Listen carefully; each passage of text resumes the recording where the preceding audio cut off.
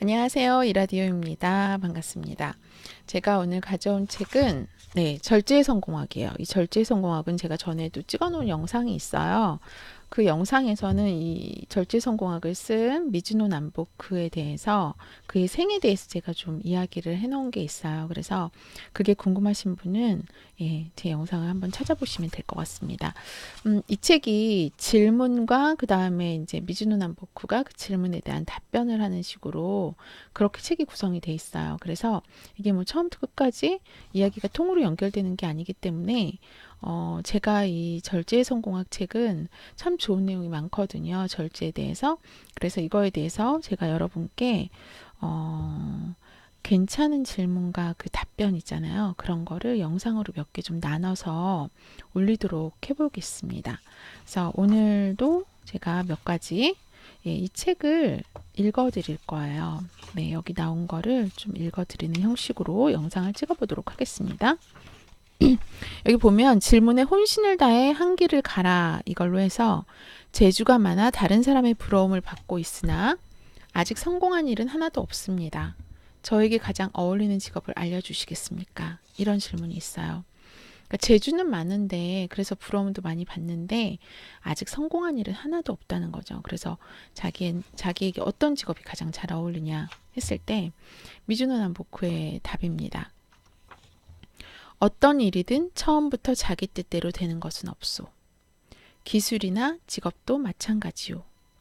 짧게는 몇 년에서 길게는 몇십 년까지 심혈을 기울이면 아무리 바보라도 그 일에 대해서는 모르는 것이 없어진다오. 그때야 비로소 성공의 문이 열리는 것이오. 당신은 지금까지 혼신을 다해 일한 적이 있소? 당신과 같이 이리저리 마음의 가닥을 잡지 못하고 직업을 바꾸는 사람은 마치 광주리에 갇혀 나오지 못하는 미련한 개구리와 같소. 그래서 지금 개구리의 비유가 돼 있어요. 그러니까는 뭐 혼신을 다해서 일해본 적이 있냐고 물어보는 거죠. 그러니까 몇 년에서 길게는 몇십 년까지 심혈을 기울이면 아무리 바보라도 그 일에 대해서 모르는 것이 없다. 그때 비로소 성공의 문이 열린다. 근데 당신처럼 이리저리 마음의 가닥을 잡지 못하고 직업을 바꾸는 사람은 광주리에 갇혀서 나오지 못하는 미련한 개구리와 같다는 거예요. 사람이 혼신을 다해 한 길로 가고자 하면 태산이라도 뚫을 수 있을 것이오. 한 길을 추구하다 보면 성공하지 못할 일이 없소. 다 쓸데없이 시간을 낭비하고 스스로 노력하지 않기 때문에 성공하지 못한단 말이오. 그러니까 내가 혼신을 다해, 그래서 혼신이란 말이 계속 나오잖아요. 혼신을 다해서 한 길로 가고자 한다면 태산이라도 뚫을 수 있다. 그래서 한 길을 추구하다 보면 성공하지 못할 일이 없다. 근데 우리도 주변에 이런 사례들이 있긴 하잖아요. 뭐 예를 들면 무명 배우들도 보면 뭐 무명 생활 15년 만에 빛을 봐서 유명해지기도 하고요. 그렇죠? 그래서 혼신의 힘을 다하는 거 왜 예전에 전 그게 생각나더라고요. 이거 읽을 때 그 시크릿 가든 있잖아요. 시크릿 가든에서 현빈이 그 부하 직원들한테 질문을 하잖아요. 최선입니까? 예, 그 질문을 많이 해요. 근데 저는 이걸 읽으면서 혼신을 다해라. 그러니까 정말 내가 지금 하고 있는 거에 그 혼신을 다한다는 게 내 몸과 영혼을 다 정말 하나에 집중해서 한다는 거잖아요. 그래서 왜 뭐 일을 할 때 내가 정말 헌신해서 해라. 혼신의 힘을 다해서 해라. 그래서 이걸 저도 저 스스로한테 묻게 되더라고요. 아, 내가 왜 여기서 뭐 간혹 내가 이거에서 자리를 이렇게 잘 잡지 못하는 걸까? 그런 질문을 나에게 하게 될 때 그런 질문을 또 할 수 있는 거죠. 너는 혼신의 힘을 다해봤니? 지금 너가 하고 있는 일에서 혼신을 다했니? 그렇게 스스로에게 질문을 해볼 수 있을 것 같아요. 당신이 쓸쓸한 인생을 살고 싶지 않다면 한 가지를 끝까지 이룬 후에 다른 것을 시작하시오. 쓸쓸한 인생을 살고 싶지 않다면 한 가지를 끝까지 이룬 후에 다른 것을 시작하시오.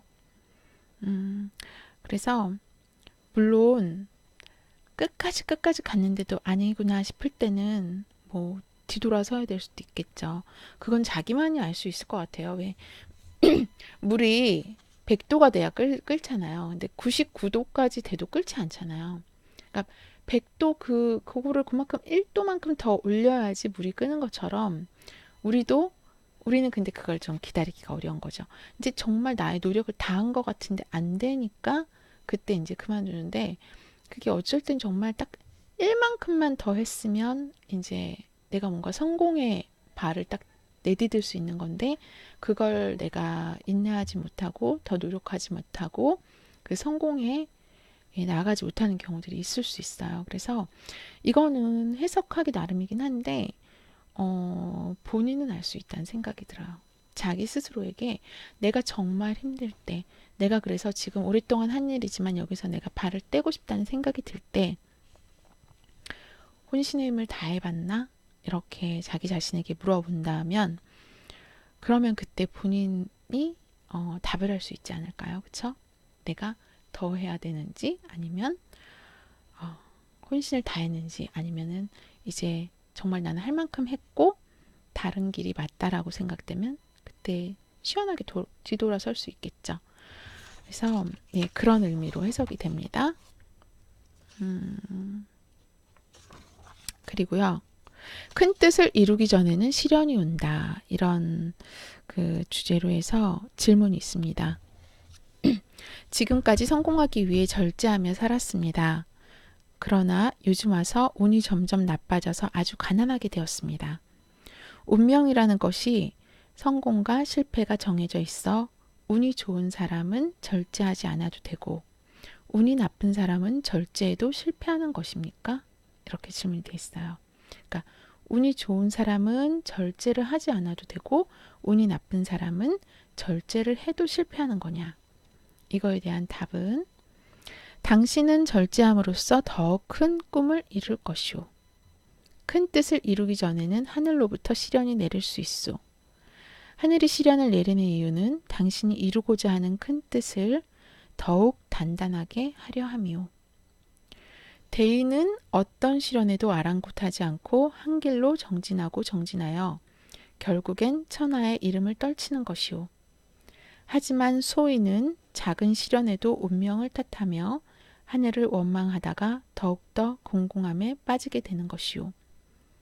대인배는 어떤 시련에도 아랑곳하지 않고 한 길로 정진하고 결국엔 천하의 이름을 떨치는 것이고, 근데 소인은 운명을 탓하고 뭐 하늘을 또 원망하고 이러다가 이제 뭐 힘든 상황에 간다는 얘기죠. 그래서 언젠가는 자신에게 다 때가 온다는 거예요. 다 때가 있고 성공의 운명을 가진 사람은 때를 기다림에 있어서 절제를 최우선으로 해야 하오. 성공과 실패는 다 스스로 하는 바에 따라 생기는 것이오. 큰 뜻을 이루기 위해 절제하는 사람에게 어려움은 일시적인 것이라오. 진정을 다하는 노력이 하늘에 닿으면 다시 자신에게 돌아온다는 사실을 잊지 말기 바라오. 그래서 정말 노력을 진심을 다해서 헌신해서 노력을 하면 그 노력이 다시 나에게 돌아온다는 이야기인 거죠. 그러니까 운이 좋고 나쁘고 그거와 관계없이 절제를 하면 그게 다 나에게 나중에 좋은 것으로 돌아온다는 그런 의미로 저는 해석이 됩니다. 그리고 모든 사람에게 겸손하고 자신에게는 엄격한 규율을 만들어서 노력하면 성공의 길이 열릴 것이오. 그러니까 겸손하라는 얘기죠. 모든 사람에게 겸손하고 대신 나에게는 엄격하게 해라. 나에게는 엄격한 규율을 만들어서 노력하면 성공의 길이 열릴 것이다.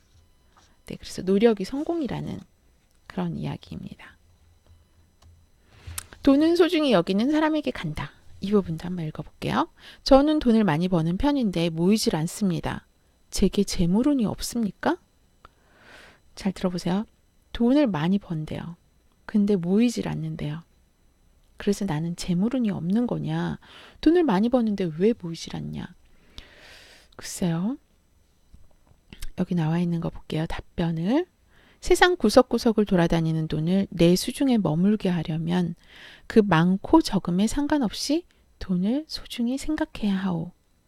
돈을 모으고 싶다면 아주 적은 돈이라도 헛되게 사용해서는 안 되오. 돈이 나갈 때는 마음속으로 다시 내게 돌아와서 오랫동안 머물기를 바라야 하오. 돈을 쓰지 말라는 것이 아니라 귀하게 쓰라는 뜻이오. 돈도 소중히 여기면 다시 돌아온다오. 재물이 오래가는 사람은 다 재물을 아끼고 소중하게 생각하기 때문이라오. 세상 만물이 소중히 아끼는 사람에게 흘러가듯 돈도 마찬가지라오.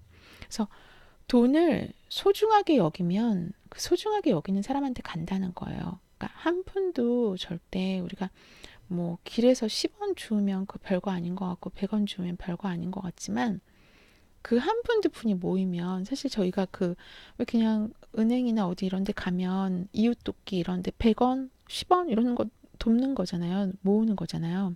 그 한 푼 한 푼 작은 돈이 모여서 누군가에게는 뭐 공부를 할 수 있거나 병원에 갈 수 있거나 그쵸? 이렇게 도움을 줄 수 있는 거잖아요. 그래서 돈이 나갈 때는 마음속으로 다시 내게 돌아와서 오랫동안 머물기를 바라야 하오. 그래서 왜 돈이 나갈 때 우리가 왜 돈을 정말 써야 될 때는 써야 되잖아요.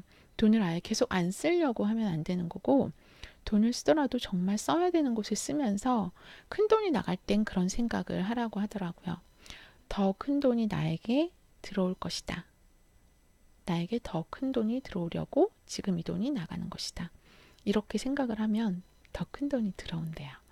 좋은 건 우리가 그렇게 같이 생각하면 좋잖아요. 그쵸? 그래서 돈을 좀 소중히 생각하는 그런 마음을 가지고 그래서 내 돈만 돈에 대한 가치관이 굉장히 중요한 것 같은데요. 내 돈 쓰기는 아까워하면서 남의 돈을 함부로 쓰는 사람들 있잖아요. 예를 들어 내가 밥 살 때는 좀 더 저렴한 걸 사려고 하면서 친구가 뭐 산다 그러면 막 비싼 거 시킬 수 있잖아요. 근데 사실은 그거 자체도 돈을 대하는 태도인 거거든요. 그래서 내가 남의 돈을 쓸 때도 당연히 아껴야 되는 거고요. 내 돈처럼. 그쵸? 그 다음에 뭐 우리 공공시설이나 이런 것도 내 돈도 들어가 있고 남의 돈도 들어가 있는 거예요. 그쵸? 그런 것도 다 생각을 해서 아끼고, 그쵸? 소중하게 생각해야 되고요. 그래서 남의 돈을 대하는 태도가 결국은 내 돈을 대하는 태도라고 볼 수 있을 것 같습니다. 제가 오늘 영상은 여기까지 할게요. 그래서 여러분들도 오늘 이야기를 통해서 돈에 대해서도 한번 생각해 보시고 그리고 내가 지금 하고 있는 일에 있어서 내가 정말 헌신을 다해서 하고 있는지 그 부분도 한번 자기 자신에게 질문을 하면서 한번 생각해 보는 시간을 가질 수 있는 것도 참 좋을 것 같습니다. 네, 오늘 영상 여기까지고요. 구독과 좋아요 부탁드립니다. 감사합니다.